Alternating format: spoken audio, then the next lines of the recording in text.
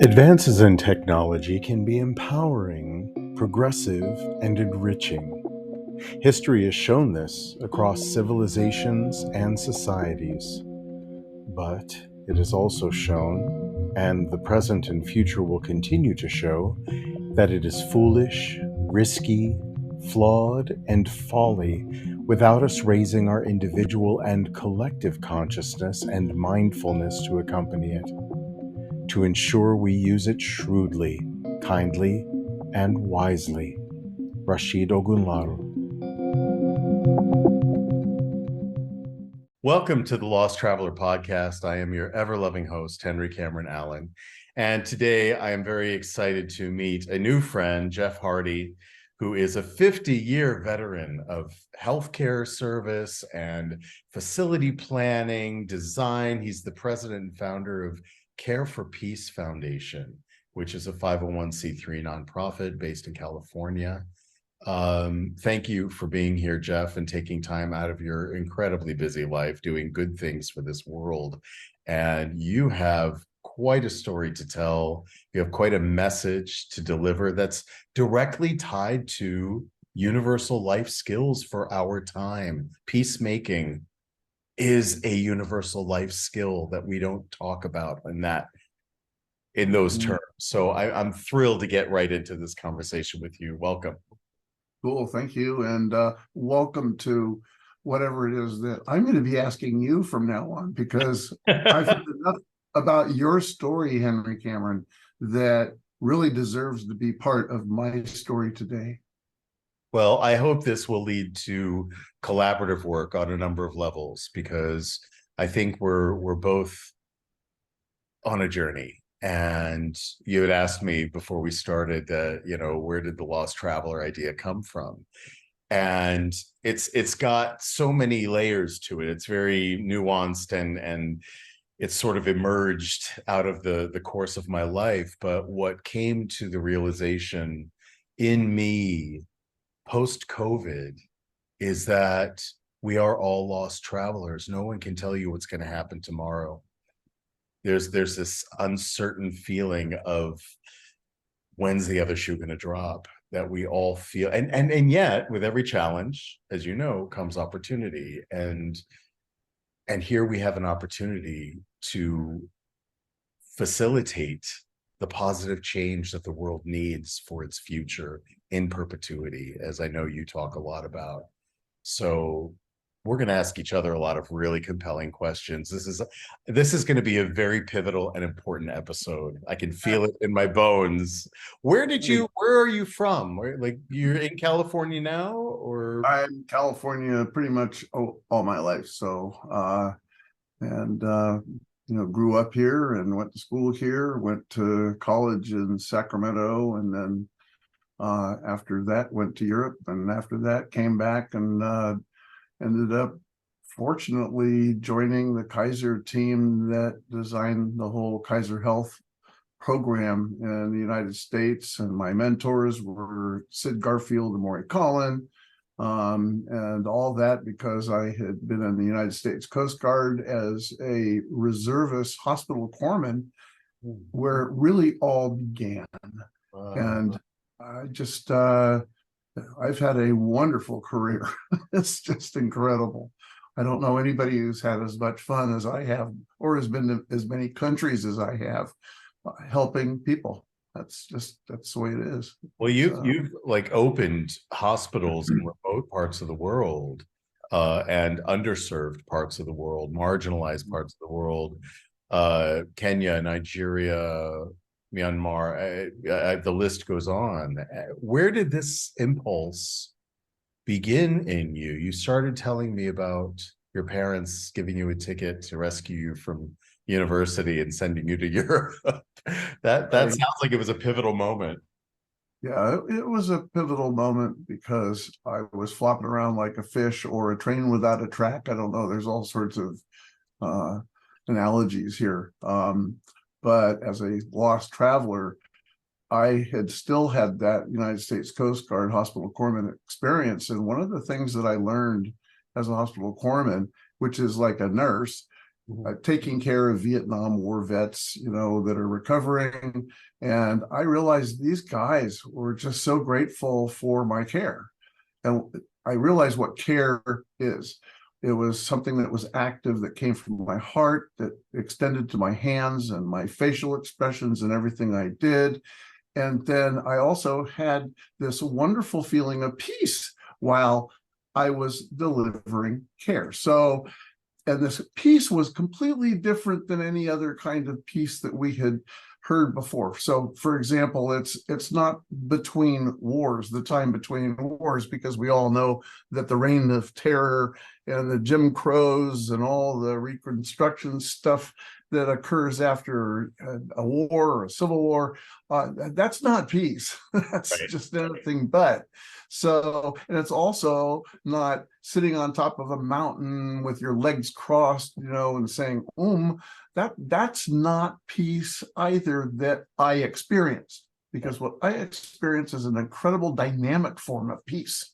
And it just resonated in my spirit. When I was in Europe, it was after the Coast Guard, and I'd say that experience that I had had in the Coast Guard saved me, because I realized, wait a minute, care for other people's peace. So people I met in Europe, I practiced this feeling of care for them.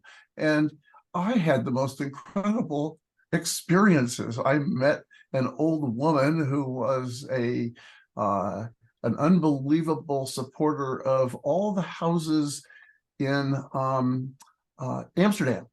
And her husband had been twice the president of the Supreme Court of Holland.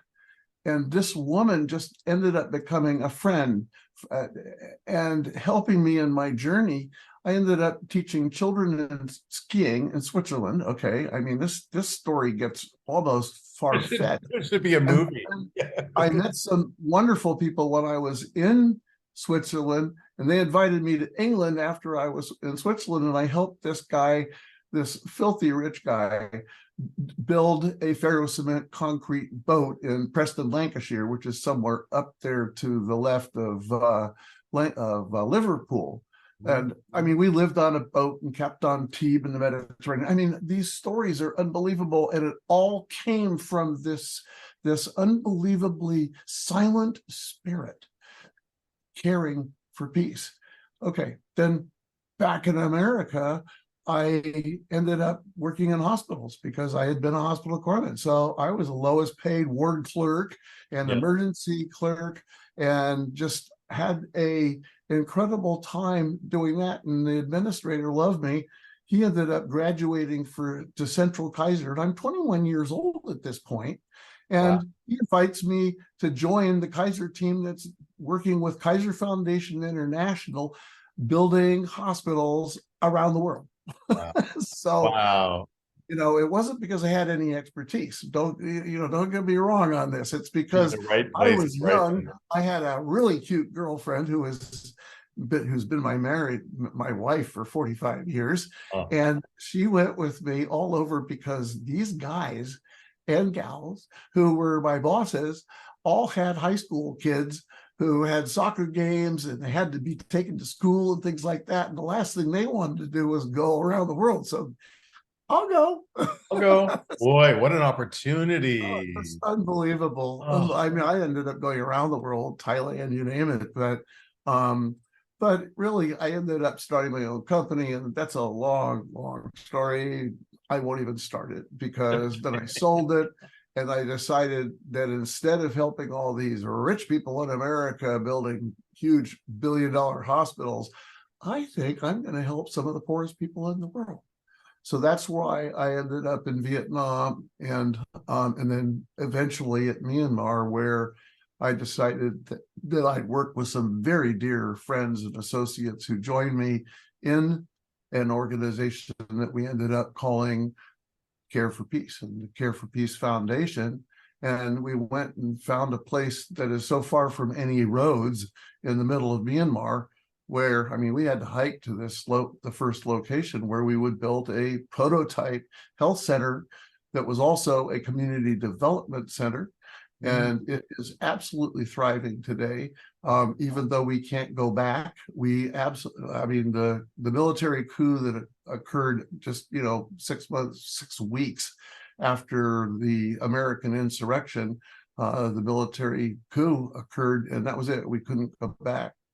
So Wow. that's my story. And I decided that if I can't go back, the least I can do is write a book. So I wrote a book called To Care for Peace. Now, it's also got an alternate title called The Care for Peace Manifesto. So, which was an idea I got from an incredible book called The Checklist Manifesto by Atul Gawande.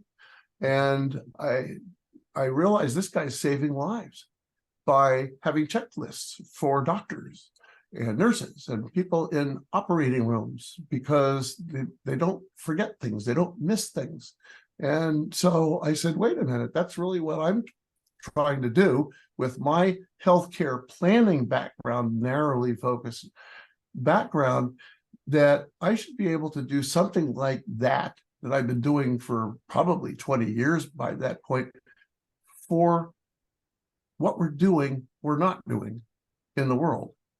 And that's where I came up with the idea that really originated from a trip I had in India, that we're in the first human evolution and it's over. I'm in a traffic jam in the middle of New Delhi, not moving anywhere, and nobody's honking their horns. Right. Go figure. Wow. Everybody's just sitting there in the traffic jam. And I'm saying, wait a minute, this is humanity right now. We're sitting here in a traffic jam. This is Beautiful analogy. you Wow. know, we're Wow. the first human evolution, and it's dead. The first evolution is dead. Now we're in the suspended human evolution, where we got to think about what we're going to do and actually do something. We don't play God. We bring God into this and play nature and start thinking about how we are going to design the second human evolution.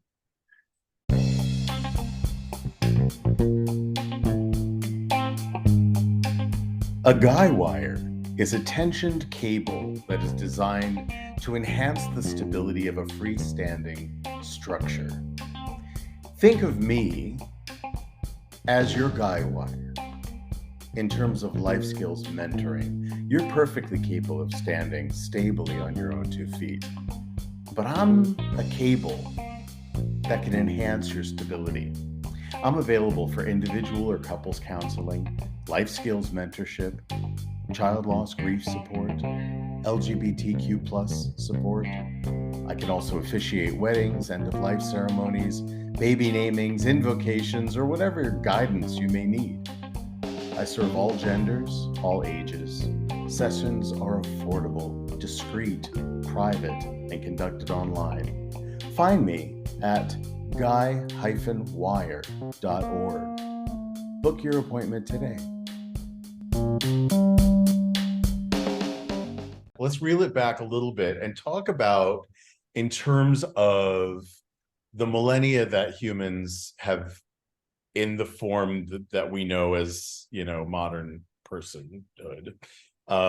How do you see that journey having gotten us here? Because we are, again, this is part of that lost traveler syndrome that I'm seeing globally, where we're all lost, but that also in the same moment means that we're pioneers. Everything is possible. That sounds like where you're sort of, holding this, is in that liminal space between part 1 of our humanity and part 2 of our humanity. How did we get here? How did we get to this moment, for all the good and all the challenge?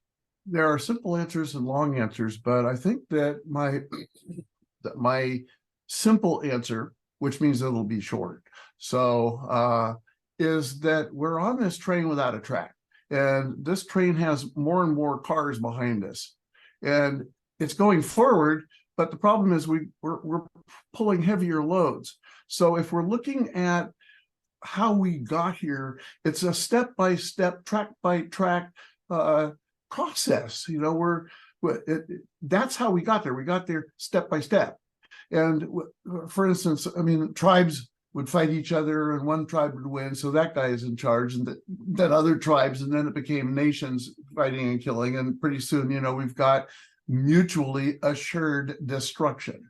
Yeah. Now, How far that, down the track have we gotten, really? I mean, we haven't really gotten far. And also, we have not allowed our language to catch up. Here's an example. We've been using globalization. That's a word, globalization, that we've almost overused. And when in fact, it isn't the right word. We are realizing now that, wait a minute, if we're moving towards globalization, and boy, there's people who say that we can't have globalization, and we can. That's a fight that it hasn't even begun yet, because we are in internationalization. Internationalization is not globalization. Right. When you have one country making more weapons and saying, no, we're better than you, and our economy is going to have to put tariffs on your country because our country needs to be better. That is just simply not globalization. Globalization has to start with the global community, and it's very difficult to do that when you've got very, very well-meaning international organizations. The World Health Organization is top of my mind because these guys are awesome. Sure. Bill and Melinda Gates has done an incredible job, and of course the United Nations. I mean, we have done a great job at moving forward in a national arena. Now, how do we use that to get to a global arena? And actually, I think we're moving there in that direction. I am not going to point fingers at these people because, darn it, they're on the train that doesn't have a track. So, Exactly. we're all on that train, and this is what we're doing. And it's okay for the conductor to say, well, let's just slow this down a little bit and see if there's a track that we can actually get on, because that's where we're at today. So now I would ask you, when we're looking at the concept of the lost traveler, is that lost traveler on the train, or is the lost traveler by himself? The answer is yes. I had this vision come to me recently in a dream. My dreams are very productive lately. And I've been having these conversations. There's some kind of frequency, I think, that we're all picking up on, or many of us are, especially in this work. The image is that you walk into a party, right? Equate that to the world. All right. You're walking into a party.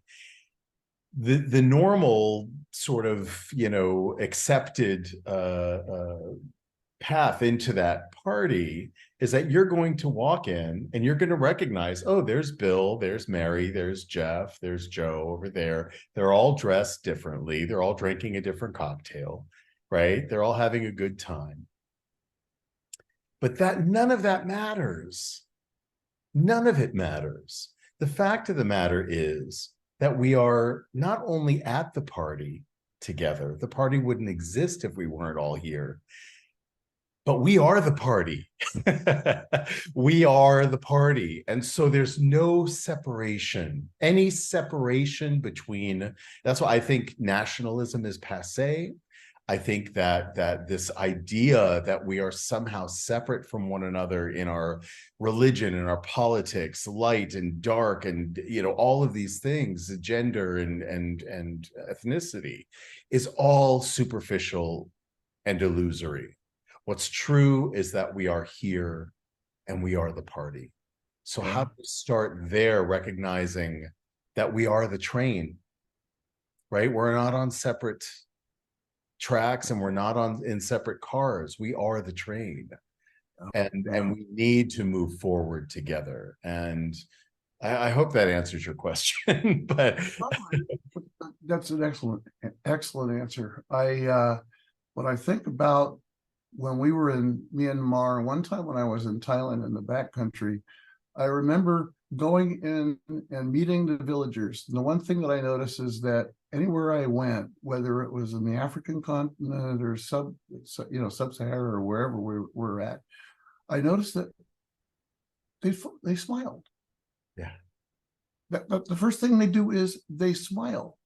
And I'm saying, okay, well, and I'm smiling. We're all smiling. Now, is there a religion behind that? And yes, it is. It's called humanity. Humanity. And I think that if we can stay or get in contact with our humanity and just nurture that religion, then all the others will support us in our efforts. And I think that's the key. People have said to me, well, are you just going to make a new religion? I said, heck no. I said, the religions that we've got in this world today are awesome. Yeah. Yeah, they all say the same thing. Don't be a jerk. You are a reflection of the divine. Love your neighbor who looks and believes differently from you, right? Don't try and covet what they want. I mean, they all say the same essential human message. Well, yeah, and they promote basic human laws. Now, I worked for a year in Bahrain in the Persian Gulf, and I met lots and lots of Arabs, some of the most wonderful people I've ever met. Beautiful. Yes. And one Arab who was the president of a hospital that we were actually home based in Bahrain, a man by the name of Faisal Zira, told me stories, kind of like a Scheherazade, about the Bedouin laws. And I was thinking, oh my God, this is really weird. A bunch of Bedouin laws about people on camels going across the desert, and two guys on two camels are walking across, and one guy's camel dies, and the second guy takes his scimitar up and he holds it over the other guy's head, and the other guy says, no, please help me get to the oasis, please. My children will take care of your children, who will take care of their children, etc. And puts his scimitar back. And that man was the grandfather of Faisal Zira, and Faisal Zira was indebted to the children and the grandchildren of that man. The ripple effect. Whose life his grandfather was saved. Extraordinary. So, I mean, the laws that have evolved from religion are so valuable to humanity today. We wouldn't be here if we hadn't had that long discussion, that long experience. And so don't throw anything away, folks. No, and what is that foundational human law? It's love, pure and simple. That's the frequency. That's where, as you're talking about caregiving, right? Caring for the peace of another person. Isn't that the essence of love? I get chills, right? But it's also caretaking. I've had this semantic conversation a lot with people who are in the caregiving industry who say, no, I don't want to be called a caretaker. I'm a caregiver. Well, guess what? Caregiving also is caretaking, because the gift is in the giving. What you receive from being a caregiver means that you are also receiving. You are also taking that peace and that love from that moment. It's equal. The hyphen in your name, Henry Cameron, that hyphen could be a double-headed arrow. It is.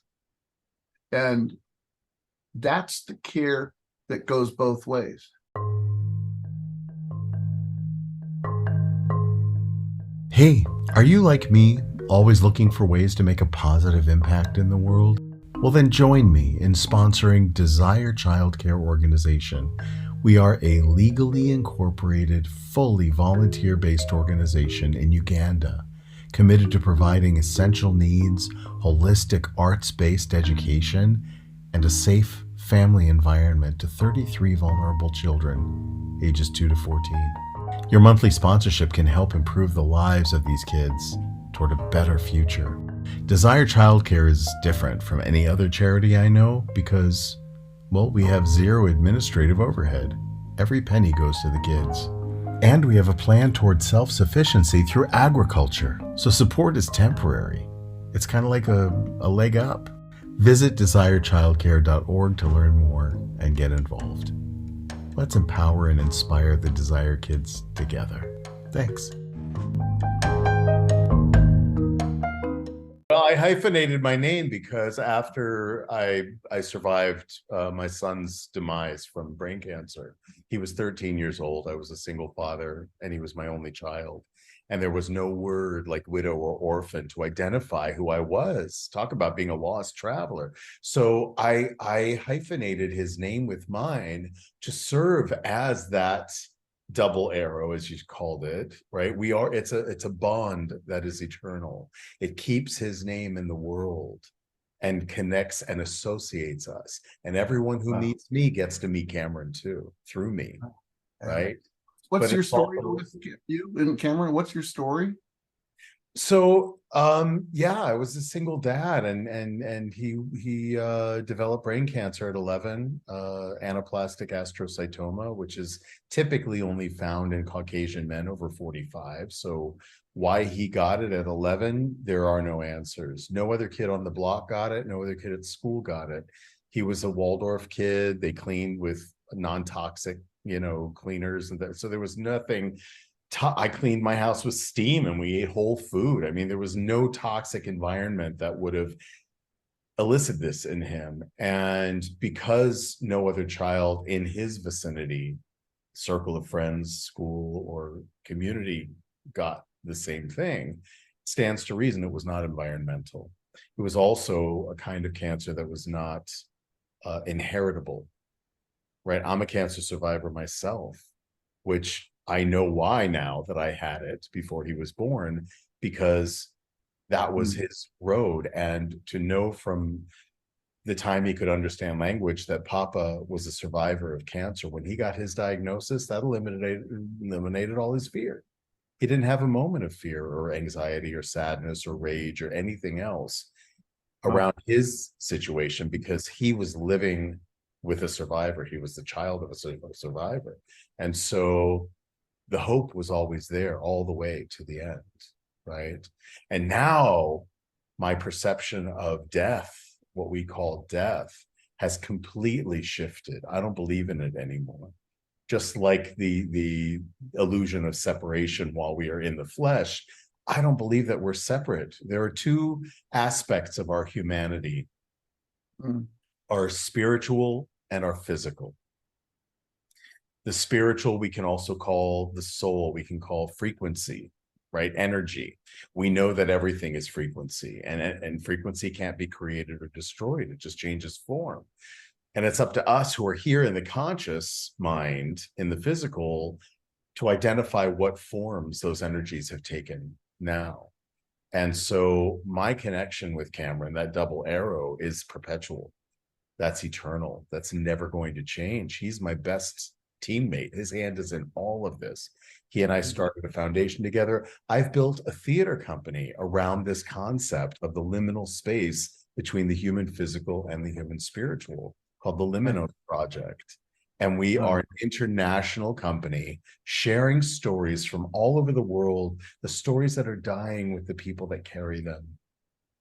Right? The stories that grandmothers whispered to their grandchildren in the quiet of night, or the ones that grandfather, smoking a pipe by the fireside would tell. And there's a divine masculine ritual to that. And there's a divine feminine ritual to the grandmother's tales. And so we are curating these stories. We're collecting these stories. We are bringing together artists, writers, actors from all over the world to share these stories in audio theater format, which means that they're accessible to everyone. So this is our gesture of caregiving. This is our gesture of bringing that peace, bringing that balance back globally. And what we receive in turn as artists is unmeasurable. So how can you take the philosophy, if I could call it that you're espousing, and get it past the crazy people that are the genocide experts and build these horrible weapons that they can march down the middle of the street in a parade. I'm saying these people are, this is what's happened to the nation. The concept of the nation has gotten so ridiculously powerful. How can you take the stories that you're talking about, the stories in the Bible, the stories in the Bedouin law stories, you name it. How can you take all these stories and use them to our advantage so that we can get away from this nation building process that is going to blow us all up? It's a great question. And I expect that it's not terribly different from what's in your manifesto. It's being the example, an example of how it can work. It's creating a manifesto that says this is possible. And the more people who hear these stories and receive this frequency, tap into this frequency, this ancient human frequency, that hopefully they will see the transformation, the metamorphosis within themselves. You can lead a horse to water, Jeff, but you can't make them drink. I can't go to a fascist and say, listen to our stories, it's going to change your life. I can't even get to the guy. And they are all men, by the way. I can't even access them, right? But somebody may find these stories, which are audio theater that can, that's frequency in and of itself, right? Share it with their children. Or maybe it's somebody they're connected to peripherally, shares it with their children, and their child tells them about it at school. And so they say, Papa, I want to listen to the story too. And they'll go and listen to that story. Maybe the parent will listen to the story as well. And it has a ripple effect. Just like the division, just like the hate, just like all the challenges we're seeing. Love has a ripple effect as well. And the more you hear something, the more you're apt to absorb it and adopt it and believe it, positively or negatively. And so if we are putting a deliberate frequency on a homeopathic level, this is a homeopathic dose of goodness that we are sharing out in the world. The hope is that it'll affect the whole system in time. The problem that comes to mind is that while we are on a train without a track, there are people next to us who are on trains that have tracks that they have laid out, like Putin's train and his track. And I think about Stalin's train and his track, Hitler's train and his track. Yep. We are not going to be able to topple those people. What we have to do is somehow prevent it from happening. And we've got some people out here in the world who are there. There's nothing we're going to be able to do. Convincing them is not going to work. All the love in the world around them is not going to work. So how do we get that problem dealt with? What I know to be true is that there is more goodness in this world than we are told through the media or shown. There are a lot more of those smiles that you talked about than there are clenched jaws of rage. Those separate tracks that you're talking about are part of the illusion that I was saying. We are all the train. Stalin and Hitler, Mussolini included. We're all the train. And the message that I'm trying to share through universal life skills education, right? Because there are 8 billion people on the planet right now, more or less, right? Yep. Every single one of us is going to be learning the same essential life skills. These are communication skills, emotional literacy. Grief is a universal life skill. We're all going to grieve at some point, right? Financial literacy, sexual literacy, trade, all of these things, nutrition, self-care, all of these things that every human being is going to learn in one measure or another, not question of whether we are going to learn them, because we are learning them daily and applying them daily at different proficiencies. Most of us are deficient in many of these essential life skills. Why? I feel that it's because the population that has been given almost exclusive responsibility for teaching and mentoring and imparting these universal skills have been parents. And parents inherit a deficient toolkit from their parents, their grandparents, their great-grandparents. That's true. It's true, right? So how can we blame them? How can we expect them to know how to impart these skills that are required learning for all of us? We all learn them. The question is, in what measure do we learn them, and at what proficiency are we today? And that's for the individual to determine. Now, I think when we look at Putin and his machine and all the others that you mentioned, we're only seeing a small picture that is manipulated by media to look a certain way. We can't get into his head. We don't know what keeps him up at night, right? But what we do know is that he was a little baby once. Something happened in his foundation, in his development, to get him from that point A of innocence and love and pure childhood wonder into where he is now. And that goes for Hitler, Mussolini, all the rest of them. If we start remembering that they're really no different, they were all little babies at one time. Something happened in their journey to get them here. And it is possible. We have seen people transform. We have seen people reevaluate. What am I doing? Right? But it's not because they're proficient in the skills that are causing all of these problems. It's because they are deficient in most of the other ones that would eliminate the problem. So if we start this conversation through storytelling, through teaching, through education, if I want to learn Chinese cuisine, I'm going to go and find an expert to teach me that skill so I can become more proficient in it. If I want to learn violin, or if I want to learn a sport or a new language, I need to find a master in that skill to help me personally elevate my skill proficiency.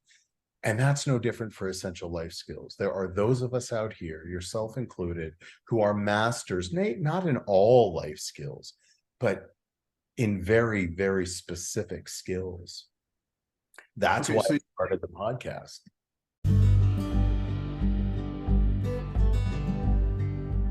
Sponsorship and listener support of the Lost Traveler podcast benefits the Lost Travelers Club, a volunteer-operated charitable foundation under United Charitable, a 501c3 public charity.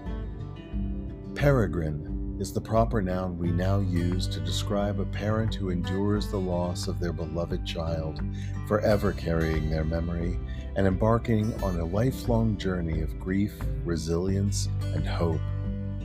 The Lost Travelers Club provides programs, resources, and empowerment opportunities for peregrines globally who are navigating their grief journey. Parents of child loss, getting there together. You can support this important work by becoming a sponsor of this podcast or visiting www.losttravelers.club for more information or to make a donation. Thanks for listening and for your continued support. So you take these skills that we're developing ongoing skill development, and that's at the human level. We could make some kind of a Maslow's pyramid here, yes, where the bottom level is really the teaching that we have to teach people teach them manners and teach them how to respect and teach them the golden rule. And then the higher we get, the closer to activating our relationships so that our relationships can be prepared to change the world. And my problem is the part that's up here. I think that what you're doing is really establishing that foundation of the pyramid and preparing people to be able to change the world. Okay, how do we change the world? Now, how do we do it? And that's the difficult part. That,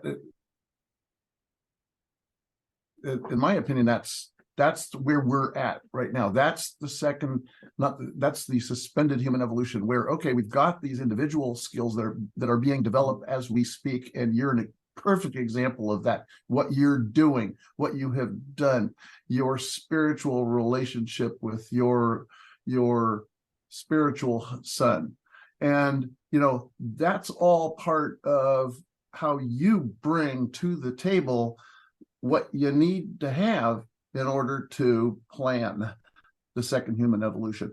And that's where I'm at right now. I'm trying to figure out what we do so that we can actually design the second human evolution without having Trumps and Putins and God only knows. And listen, I know that we've got listeners in 43 countries around the world, maybe 44 now.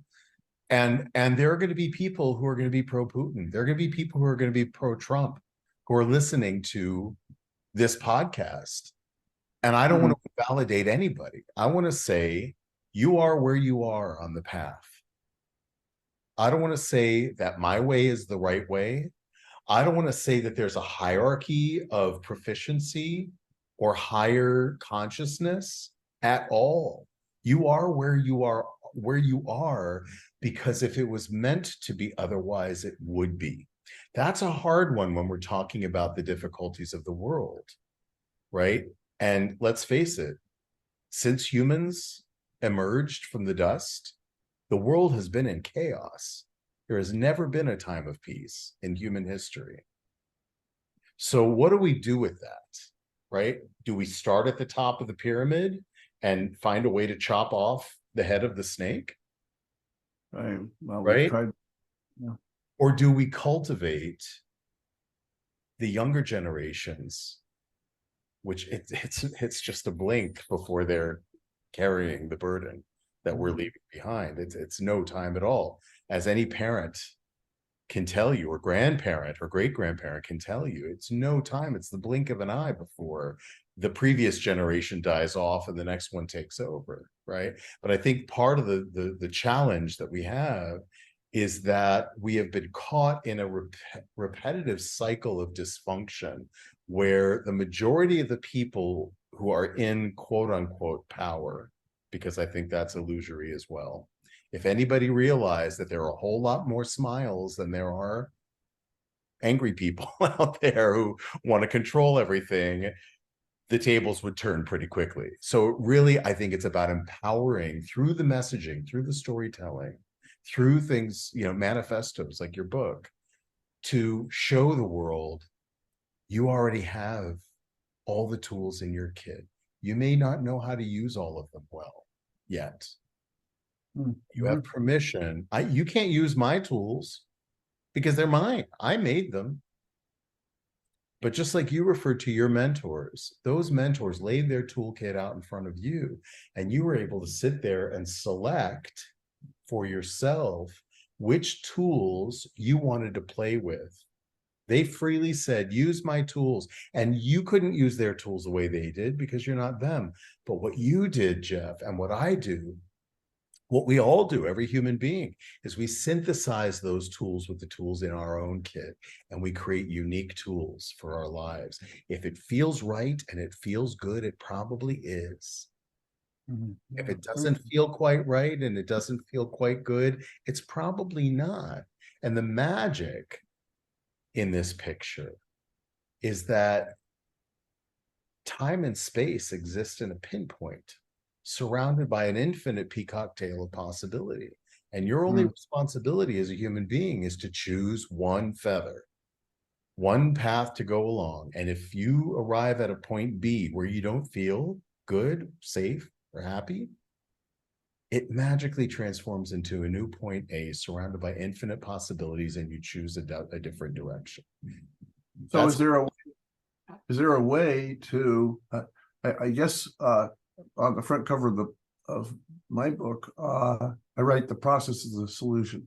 yes, And the yes. process is a solution. And that's very much part of the manifesto idea where, if we don't have a process to propel us to the safe harbor of the second human evolution, then we're just going to keep being on this train without designing the future. So my big question that I ask you and I ask myself is, what is that process?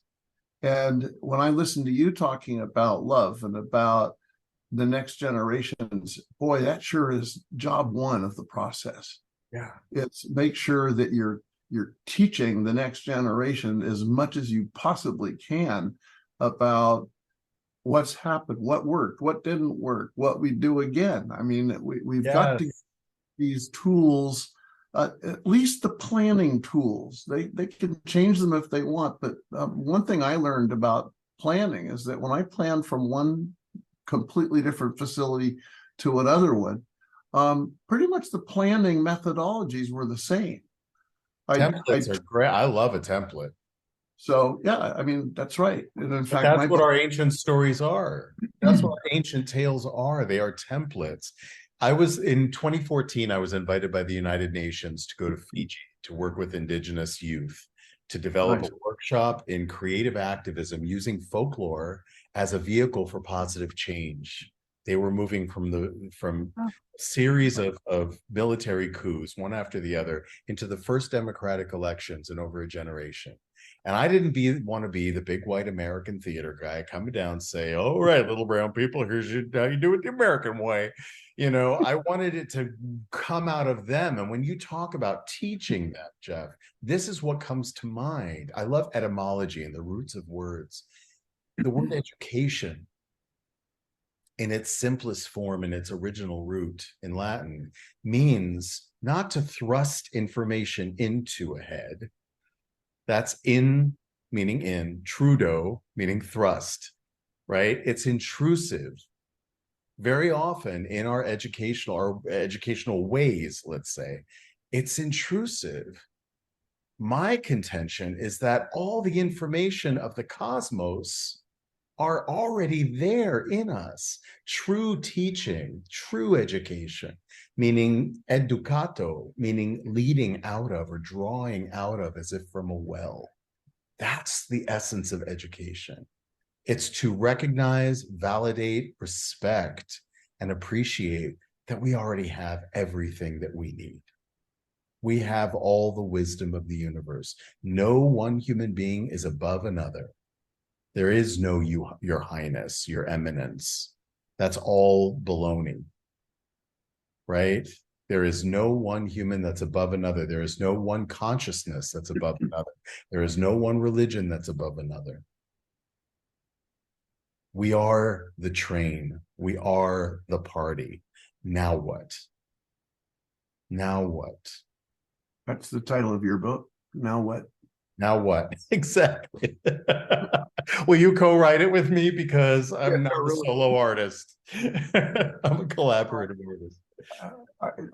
I'm very much into now what. I mean, that's what's nice to hear you talking is that you've really packaged the basic foundation, and it's a solid foundation. It's a foundation that we learned. It's the foundation that are in the good books of the world. It's the foundation that's in the good hearts that are in the world. It's the foundation that really got us to the problem of population that we have right now, because we have more people in the world, more good people in the world. Yes. I mean, this is, well, we are suffering from all sorts of problems that are good, that we have created. We're good people. We don't hurt each other as much. So I take all of that foundation. I mean, what an incredibly solid foundation, because that is a global foundation. That starts with the smiles that we were talking about, but it continues with the education and the practicing not just but the education, the Socratic process, where you teach, and those who teach have to then turn around and teach. And so you set out that process of keeping that foundation solid. Now, what's next? What's next? And that's the big challenge that we have, because it's got to follow some kind of a basic process that needs to be a global process. I don't know the answer, because when people say, oh, well, tell me about the second human evolution. Well, take all the problems that we have right now and eliminate them. Okay, is that going to, that's just, nature abhors a vacuum. It's going to fill it up with new problems. Right? Exactly. Finding that out with AI right now. We're eliminating all these problems, but boy, that's right. That's right. So what's next? What's next?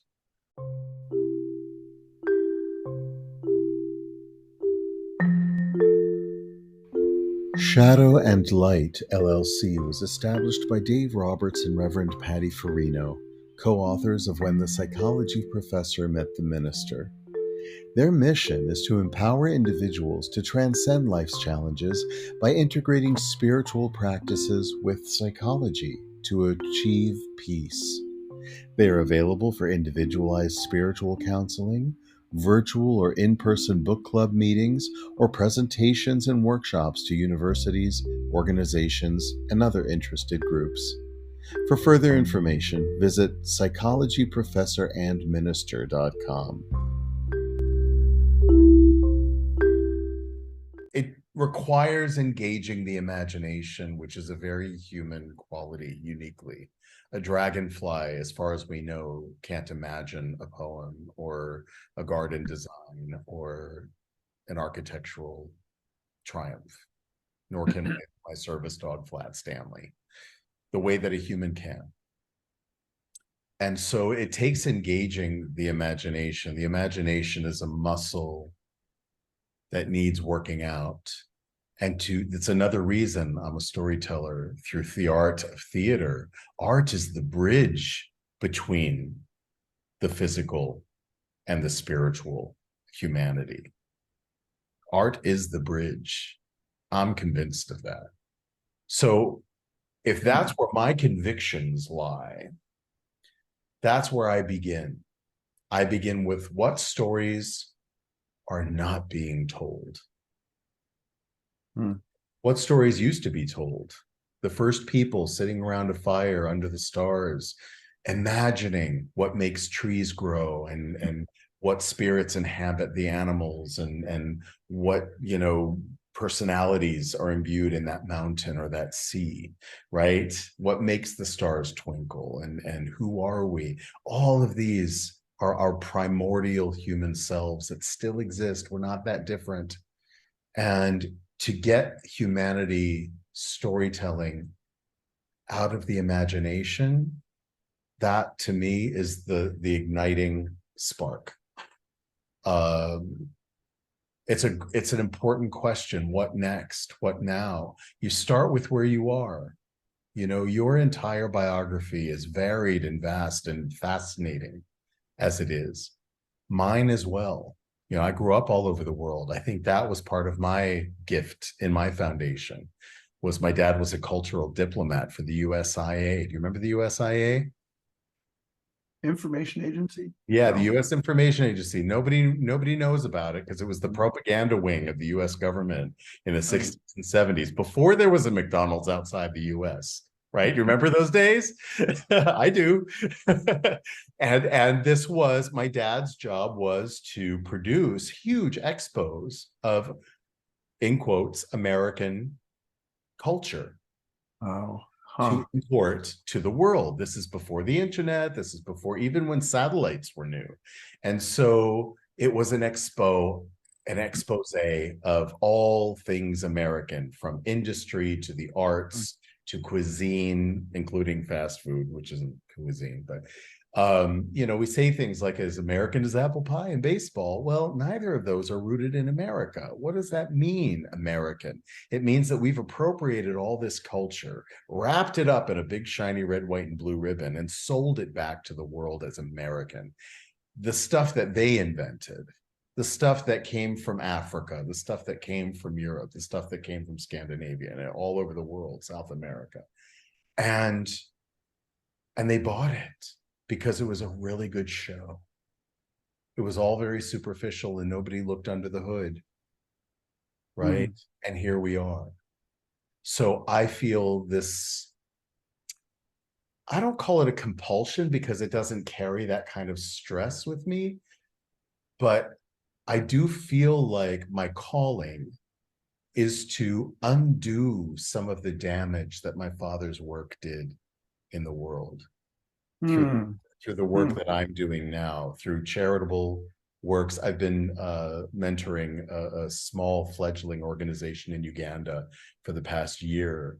This young man who would be, is exactly the same age my son Cameron would be now. He single-handedly rescued 33 children from the streets of Kampala, the slums. These are compromised and vulnerable kids. He felt that calling. He had nothing himself. He's a farmer. And he cast a wide net in the world through his mobile phone, looking for experts in early childhood education so that he could help these kids ages 2 to 14, to help them build a foundation, right? That's how we came to meet. A friend of mine heard from Bugingo his story, and my friend said, Henry, you are obviously meant to be his mentor. I know you. This kid is the real deal. He needs your mentorship. He connected us, and we're still multiple times a day. We've gotten all the kids out of the slums. We've done amazing things with very, very little. But our imagination, our ingenuity, this organization, Desire Child Care Organization, is the only organization of its kind coming from the continent of Africa that I have heard say our goal, our vision is to become 100% self-sufficient through agriculture and to create a holistic education for these children to give them the solid foundation they deserve, right? So these things are popping up everywhere in my life, and I have the capacity to be a plate spinner, a vaudevillian plate spinner, right? I've got my theater work over here. I've got my, work for parents who have survived the loss of their kids. I've got my Ugandan organization over here. All of these little things, these little singularities that are creating a frequency of love and caregiving and peacemaking that will and do have a ripple effect when I tell the story. That's great. You are a very good storyteller. You are as you are. I like that. That's well, I'm learning. My goal in life is to learn more than I teach. Well, so. Yeah. Each one of us is equally both a teacher and a student, every human being, right? So what's next? It's just recognizing that the world is in the state it's in because if it was meant to be otherwise, it would be.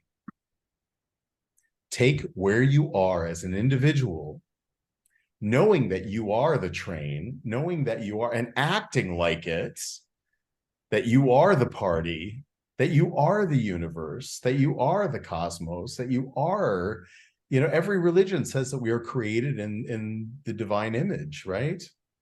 Well, that means we have the permission to be all the things that we imbue the divine creator with, both creatively and destructively.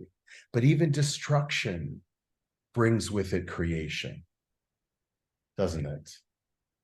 The Shiva principle. That's right. So when you step back and look at the big picture, it's all the same thing. The illusion of light and dark. There's no light and dark. It's all light. It's all love.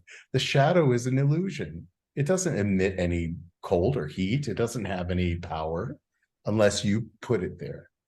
That's your power, is to imbue the darkness with power. Something only has as much power as you're willing to give it. That's how powerful you are. And when you talk about these destructive forces in the world, the more we empower them, the more that we shine a media spotlight on them, which empowers them even more. I'm not saying ignore them, but I'm saying focus on the other stuff. Focus on what's real. Focus on what there's more of already. And those are the smiles and the goodness and the human kindness that exists in this world. I couldn't say anything more in this interview, because what you have done is you said it all. And you have solidified the question, what's next? Because the question has to be out there for people to hear and to think about as part of that foundation on the bottom of the pyramid foundation that is so strong, that includes the imagination of what's next. My grandmother used to tell me when I was a little boy, she said, honey, raising children is like building a house. It's all about the foundation. If you invest in the foundation, the house could burn to the ground and you can build it up again. But if you start with a weak foundation, you're dooming that house to collapse in on itself. So we better focus on the foundation. You can always go back and reinforce and fix and, change. That takes a lot of time and resources and effort to do so. But if we're focused on the building of the foundation, the chances of building a strong future house, much greater. And cities and lahaina's. That's right.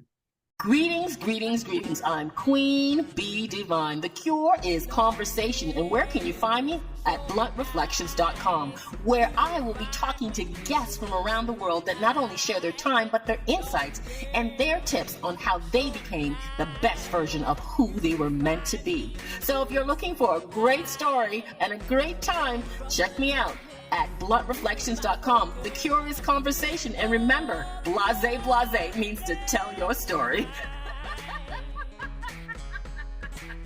Did you ever watch Young Frankenstein, Mel Brooks?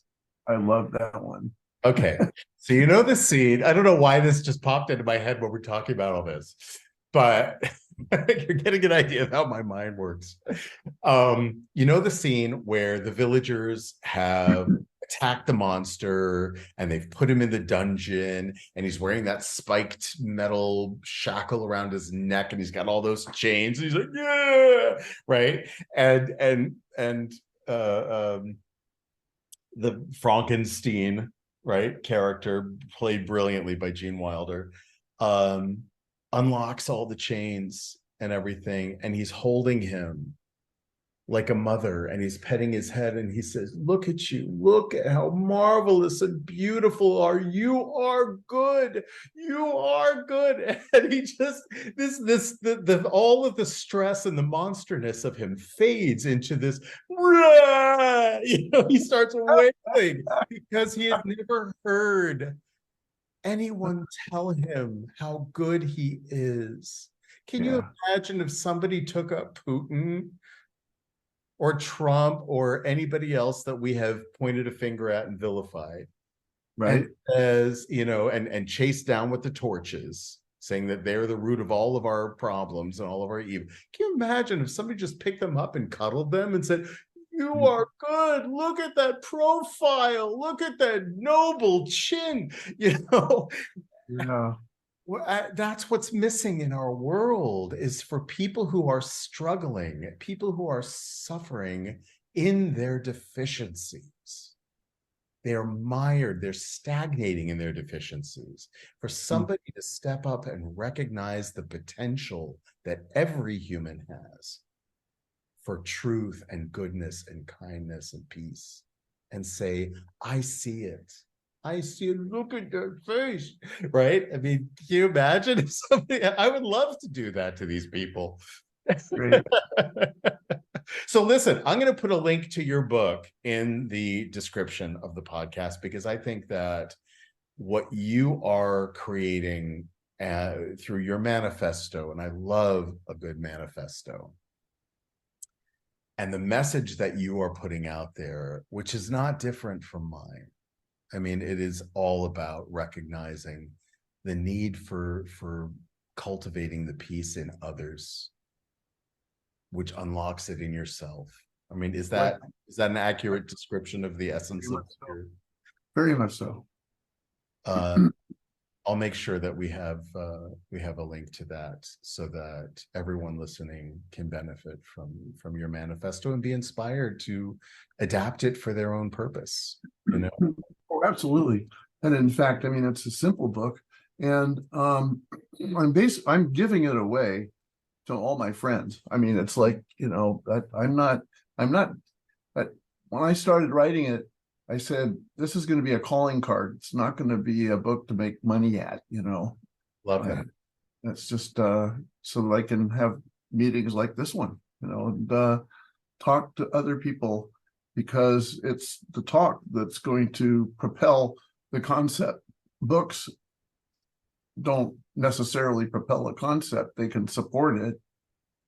But I mean, my favorite books today are history books by John Meacham, and, you know, you name it.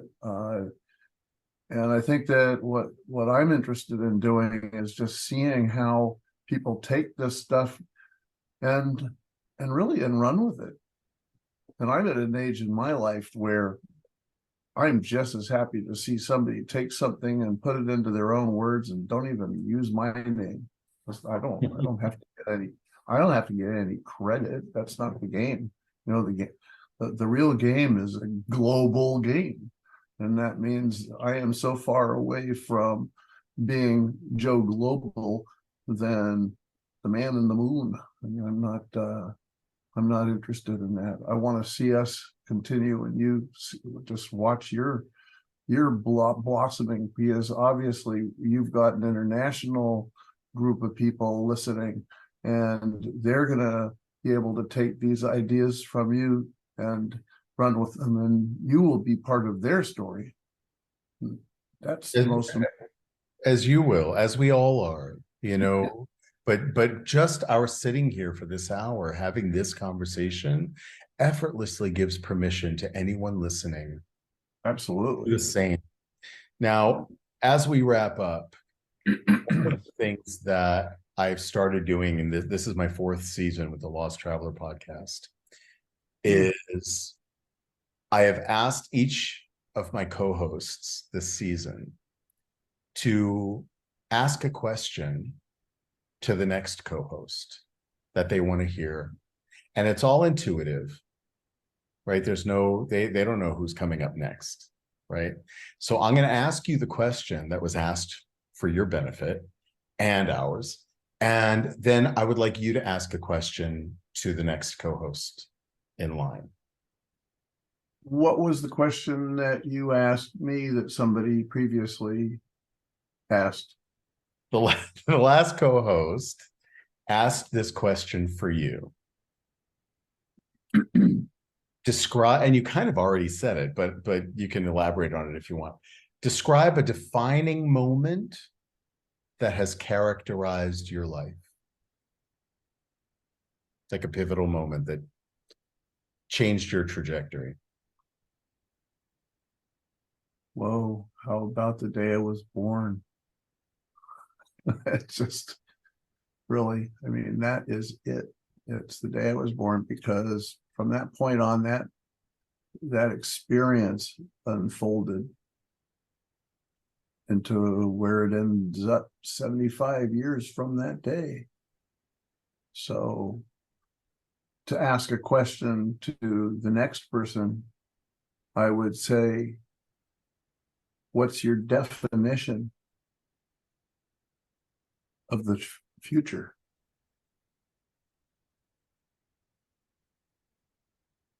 What's your definition of the future? In other words, what is the future that you imagine, that you would like to manifest? Or how do you define future? I don't know. As a concept. Oh boy. Okay. What's the definition? I'm very much into definitions. I'm very much into making sure. An example of that is if you read the New Yorker magazine, which I love, Yeah.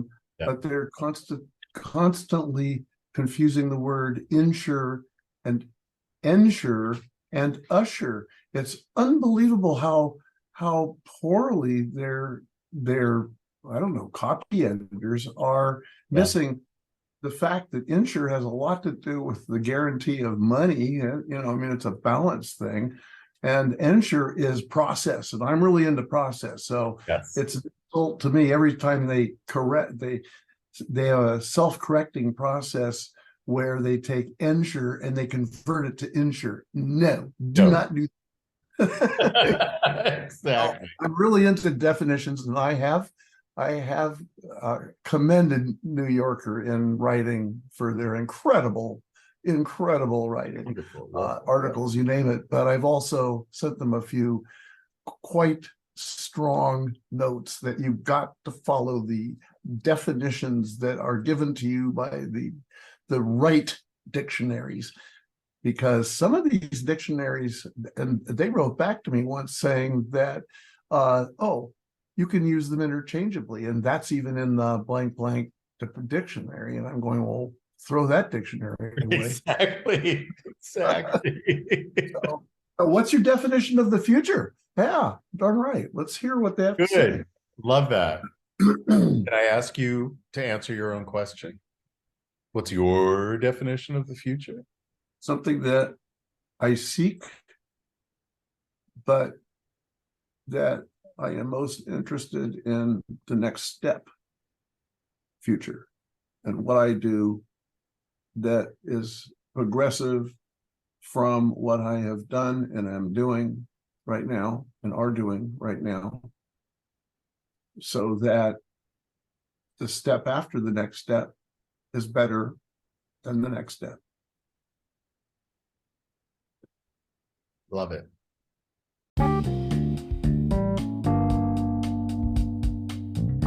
Are you tired of feeling run down?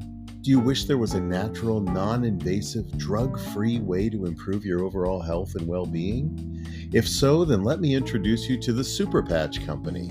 Super Patches are a range of small neurotech patches that can help with a variety of issues, including sleep, immunity, pain mitigation, athletic performance, focus, anxiety, and stress. They're safe for everyone to use, and they're backed by a 30-day money-back guarantee. So what are you waiting for? Order your Super Patches today. Now available in the EU, UK, Turkey, Canada, and the US. If you're ready to take control of your health, you can find out more online at dianedinkmeyer.superpatch.com. Super Patches. There's a patch for that. I'm waiting for you to ask me what my definition of the future is. What is your definition of the future? I put a lot of thought into this, actually. And it's a very simple answer. The future is a destination that only exists in the imagination. Period. Well done with brevity. I try to be concise. I strive. That was good. The question was with brevity, and the answer was with brevity. Thank you. It's a destination that only lives in the imagination. And I must add to that, that is also my definition of the past. Both the past and the future only live in our imagination. Well, now, come on, let's get Hindu now. Isn't that the same definition as the present? No. Okay. Because the present, as I said before, is a pinpoint in time and space that's real. And that's this moment. And your entire, this is what I started to say earlier, your entire biography, my entire biography, not only ours, but your parents, your grandparents, their grandparents, all the way back to mitochondrial Eve, our common ancestor.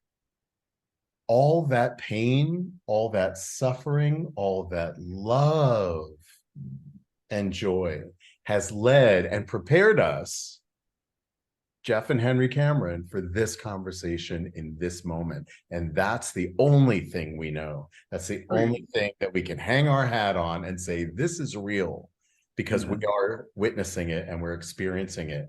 Everything in the past only lives in our imagination and memory, right? And the memory of your past, your memories are yours. They're not going to be, even somebody who experienced the same moment with you is going to have a different memory of it, right? Same with the future. So thank you for sharing this very real hour with me. It's been a pleasure and an honor, and I hope that we'll stay in touch. I feel like I've made a new friend today. Thank you so much. Henry Cameron, you are a very, very wise man. Thank you. As are you. Thank you. It's great when two heads can come together and share this way. Do you hear the drums in the background? No. Uh-oh. What's that? I'm in a tiny village in the southwest of Spain, in a tiny remote village that was settled in 1211.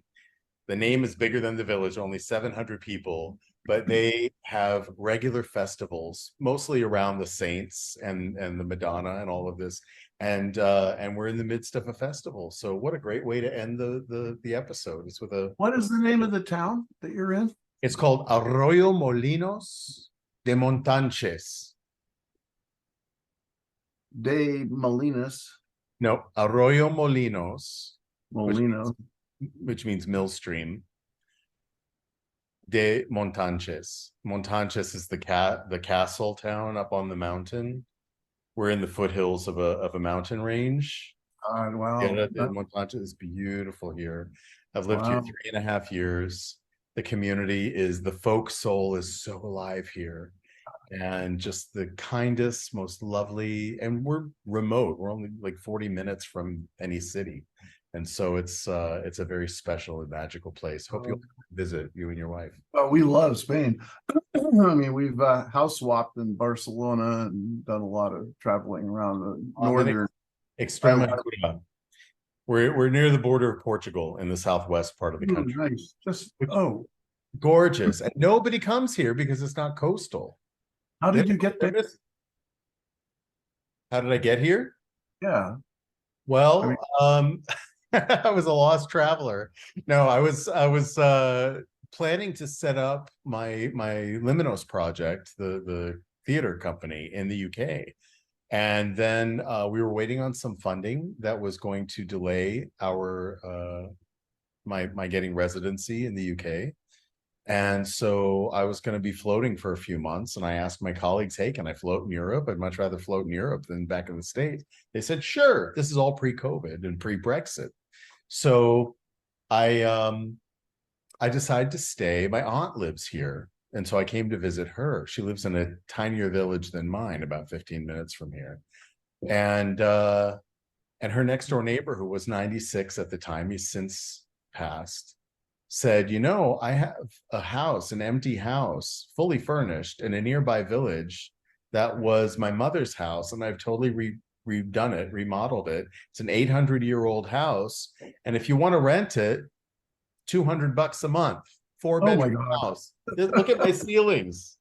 Unbelievable. I mean, it's unbelievable. So I said, sure, I'm not going to look that gift horse in the mouth. So I decided that I would rent it and stay for a month or two. In the middle of the second month, COVID hit, and I got stuck. And I couldn't leave the country. Nobody could.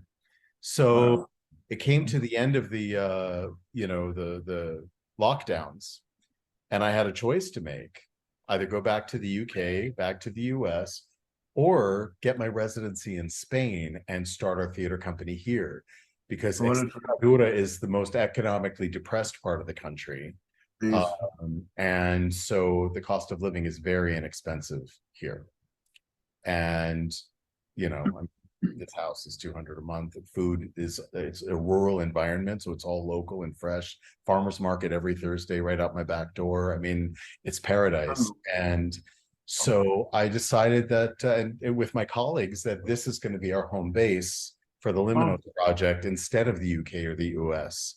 And so here I stay, and I'm applying for residency. And what is your profession that you're going to college for, or university? What's your Me?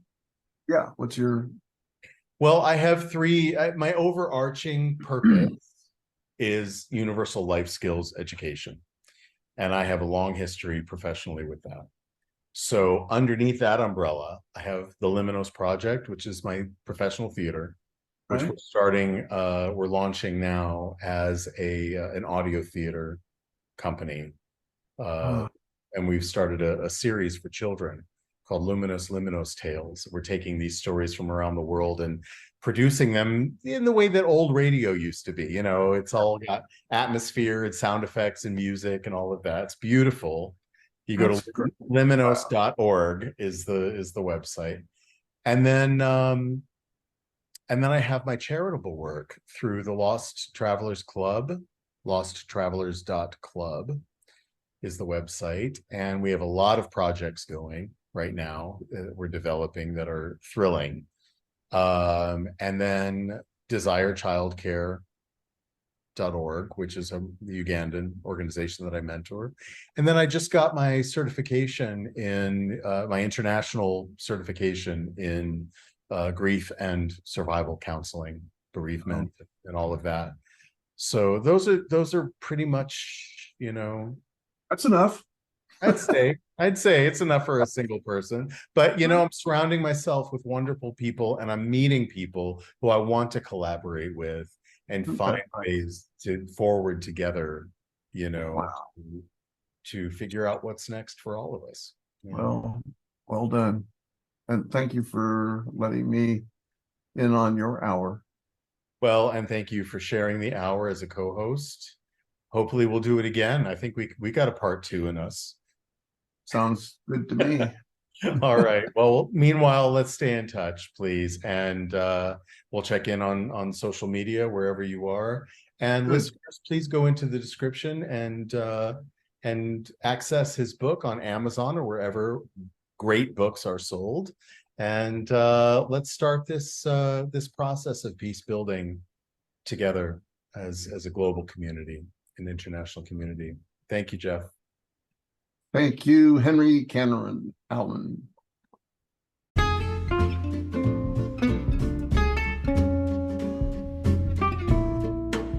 You've been listening to Season 4 of the Lost Traveler Podcast with Henry Cameron Allen. Visit me online at henryallen.org. Thank you to my guests, and thank you for tuning in. Let's keep striving for a better world together.